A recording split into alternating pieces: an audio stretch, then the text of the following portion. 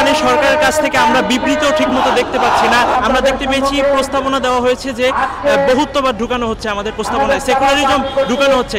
আপনি যেই রাষ্ট্রের মধ্যে ইসলামের সাথে সেকুলারিজমকে যেখানে দেখবেন সেই রাষ্ট্র কখনো ইসলামের জন্য লড়বে, আমরা এটা আসলে কল্পনা করতে পারি না। ঠিক যেমন আমরা দেখছি তুরস্ককে, ঠিক যেমন আমরা দেখছি মিশরকে, ঠিক যেমন আমরা দেখছি জর্ডানকে। বাংলাদেশও যদি এই সেকুলারিজমের ভিত্তিতে আগায় বাই এনি চান্স, আমার মনে হচ্ছে আমাদেরও আগামীতে এই যে আমরা কথা বলতে পারছি, এই যে আমরা আন্দোলন করতে পারছি, অনেকের চেয়ে আমরা এগিয়েছি, এটা হয়তো বা সম্ভব হবে না একটা সময়। আসলে এই আন্দোলনটা একদিনে গড়ে ওঠা নয়, অনেক দিনের রক্ত যন্ত্রণা এগুলো দিয়েই হয়তো বা আজকের এই আন্দোলনটা গড়ে ওঠা। গাজাবাসীর উপরে আমরা দেখেছি ইসরায়েলবাসীরা মানে ইসরায়েলিরা কিভাবে বর্বরতা চালাচ্ছে একের পর এক, কিন্তু এরপর আমরা দেখছি আমাদের মুসলিম রাষ্ট্রগুলো কিভাবে চুপচাপ নীরবতা পালন করে যাচ্ছে। এখানে অনেক প্রশ্ন থেকে যায়। এমনকি আমাদের এই অন্তর্বর্তীকালীন সরকারের কাছ থেকে আমরা বিবৃতিও ঠিকমতো দেখতে পাচ্ছি না। আমরা দেখতে পাচ্ছি যে কিভাবে তারা এই মানে এখনো এই আমাদের এই যে বয়কট আন্দোলনের কথা বলা হচ্ছে, এই যে বয়কটের কথা বলা হচ্ছে, এটাকে রাষ্ট্রীয় পক্ষ থেকে কি জন্য এখনো এই কর্মটা প্রয়োগ করা হচ্ছে না, আমাদের কিন্তু প্রশ্নের জায়গাটা থেকে যায়। এমনকি আমি মনে করি ব্যক্তিগতভাবে আমাদের এই আন্দোলনটা শুধুমাত্র গাজা কেন্দ্রিক নয়, এটা আমাদের সাংবিধানের আত্মার সাথেও যুদ্ধের সমান। কেননা আমরা দেখতে পেয়েছি প্রস্তাবনা দেওয়া হয়েছে যে বহুত্ববাদ ঢুকানো হচ্ছে, আমাদের প্রস্তাবনায় সেকুলারিজম ঢুকানো হচ্ছে। আপনি যেই রাষ্ট্রের মধ্যে ইসলামের সাথে সেকুলারিজমকে যেখানে দেখবেন সেই রাষ্ট্র কখনো ইসলামের জন্য লড়বে, আমরা এটা আসলে কল্পনা করতে পারি না। ঠিক যেমন আমরা দেখছি তুরস্ককে, ঠিক যেমন আমরা দেখছি মিশরকে, ঠিক যেমন আমরা দেখছি জর্ডানকে, তারা কিন্তু আসলে এই সেকুলারিজমকে ধারণ করে, যার ফলে আমরা দেখতে পাই যে এরা এই গাজাদের পক্ষে বা এই গাজাবাসীদের পক্ষে দাঁড়াচ্ছে না, তারা সেই পশ্চিমা ভিত্তিক শক্তির এটার উপরই তারা নির্ভর করে ফেলছে। এমনকি আমাদের বাংলাদেশও যদি এই সেকুলারিজমের ভিত্তিতে আগায় বাই এনি চান্স, আমার মনে হচ্ছে আমাদেরও আগামীতে এই যে আমরা কথা বলতে পারছি, এই যে আমরা আন্দোলন করতে পারছি, অনেকের চেয়ে আমরা এগিয়েছি, এটা হয়তো বা সম্ভব হবে না একটা সময়। কারণ এই বহুত্ববাদ এই সংবিধানের মধ্যেই যদি সেকুলারিজম থেকে থাকে একেবারে পার্মানেন্টলি, এটা আমাদের পরবর্তীতে এই যে এরকম সোশ্যাল মিডিয়ায় কথা বলতে, এরকম আন্দোলন করতে, এটা আমাদেরকে পরবর্তীতে বাধা প্রয়োগ করবে। তো বলতে চাই যে আমাদেরকে এই গাজাবাসীদের ব্যাপারে আমরা যেভাবে কনফারেন্স করছি, গাজাবাসীদের ব্যাপারে যেভাবে আমরা কথা বলছি, ঠিক তেমনই আমার মনে হয় এর পাশাপাশি সংবিধানের এই ব্যাপারটা নিয়েও আমাদের অনেক ফোকাস করা দরকার ব্যক্তিকেন্দ্রিক জায়গা থেকে। কারণ এটা পরবর্তীতে আমাদেরকেও গাজাবাসীদের মতো একটা পরিস্থিতিতে ফেলতে পারে, আমাদের মুখ বন্ধ করে ফেলতে পারে। সো আমাদেরকে এখন থেকে অ্যালার্ট হতে হবে। এমনকি আমরা আমাদের জায়গা থেকে হয়তোবা আন্দোলন বেশি হলে করতে পারছি, কিন্তু আমরা হয়তোবা বয়কট করতে পারি আমাদের জায়গা থেকে। সেই জায়গাটা আমাদের আরো ইম্প্যাক্ট ফেলতে হবে, এমনভাবে ফেলতে হবে যাতে এটা সরকারের পক্ষ থেকে বিবৃতি আসে। আমাদের এইভাবে কাজ করে যেতে হবে। কারণ আমরা দেখেছি আমরা যখন মুসলিমদের স্বার্থে, আমরা দেশের স্বার্থে আমরা সবসময় কিন্তু এক থাকি।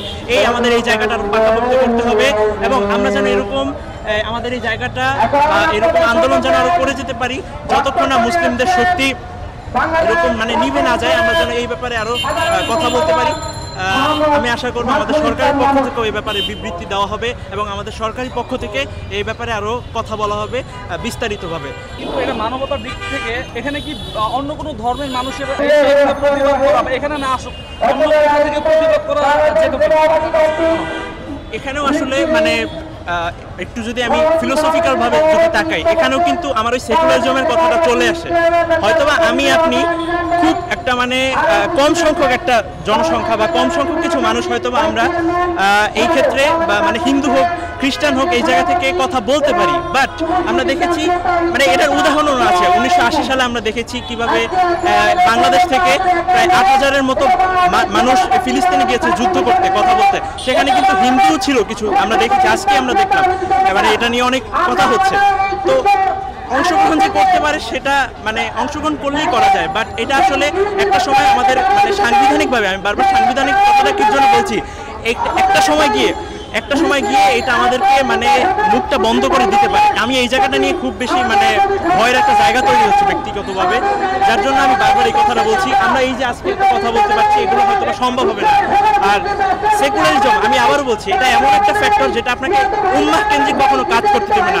শুধুমাত্র জাতীয়তাবাদের কথা বলবে, আর এই জাতীয়তাবাদ কেমন, এটা শুধুমাত্র আপনার জাতীয় স্বার্থেই কথা বলতে দেবে। এটা আপনাকে কখনো উম্মাহ কেন্দ্রিক চলতে দেবে না, এটা আপনাকে কখনো উম্মার যখন বিপদ থাকবে তারা এই বিপদের সময় মুসলিমদের পাশে দাঁড়াবে না, মজলুমের পাশে দাঁড়াবে না। অথচ আল্লাহ তাআলা সুবহানাহু ওয়া তাআলা আমাদেরকে সূরা আন-নিসার 75 নম্বর আয়াতে বলে দিয়েছে মজলুমদের সাথে থাকতে। মজলুমদের সাথে যখন মজলুমরা মানে জালেমের শিকার হবে, এই মজলুমদের পাশে দাঁড়াতে। জাতীয় স্বার্থ তখন পরের ব্যাপার হয়ে দাঁড়ায়। কিন্তু আমাদের মুসলিম রাষ্ট্রগুলোকে আমরা দেখছি তারা জাতীয় স্বার্থকে বেশি প্রাধান্য দিচ্ছে, উম্মাহ কেন্দ্রিক তারা চিন্তা করছে না। এই ব্যাপারটা আসলে পরবর্তীতে আমাদের জন্য খুব একটা মানে অ্যালার্টনেসের একটা কারণ হয়ে দাঁড়াতে পারে। সো এই ব্যাপারটা নিয়ে আমি আবারও বলছি, আমাদের এই যে সরকার ব্যবস্থা রয়েছে এদের কাছ থেকে আমি বিবৃতি চাই ব্যক্তিগতভাবে। আমার মনে হয় মানুষরাও এটা বুঝবে, আর কিছুদিনের মধ্যে সাধারণ জনগণ এটা নিয়ে কথা বলবে। রাষ্ট্রীয়ভাবে যেন বয়কট করা হয় ইসরায়েলি পণ্যগুলো, ইন্ডিয়ান পণ্যগুলো। ইন্ডিয়ার কথাটাও বলে ফেললাম এই সুবাদে, যে এগুলো যাতে রাষ্ট্রীয়ভাবে একটা প্রেক্ষাপট তৈরি করা হয়। আমি আপনি একা হয়তোবা আমি আপনার জায়গা থেকে হয়তোবা মানবতার জায়গা থেকে এগুলো বয়কট করতে পারছি, কিন্তু অনেক ব্যবসায়ী আছে এখন বাংলাদেশে যারা হয়তোবা আমার আপনার এই কথাগুলো শুনবে না। তারা তাদের ওই টাকাটাই তাদের ওই লোকটাই এরা ওই কাজটাই করবে। এরা ইসরায়েলে ওইগুলাই হচ্ছে তাদের লাভ, তারা ওইগুলাই আনবে। কিন্তু সরকারের পক্ষ থেকে যখন ব্যবস্থাটা করা হবে, মানুষ ভুল করতে চাইলেও তার ওই ভুলটা করতে পারবে না, কারণ তখন সঠিক প্রশাসনিক স্বায়ত্ত শাসনের ব্যাপারটা প্রতিফলিত হবে। সো আশা থাকলো যাতে এই ব্যাপারে সরকারি পক্ষ থেকে উপর লেভেল থেকে আরো ভালোভাবে কনফারেন্স করা হয়, ব্যাপারে আরো ভালোভাবে বিবৃতি প্রদান করা হয়। আশা থাকলো।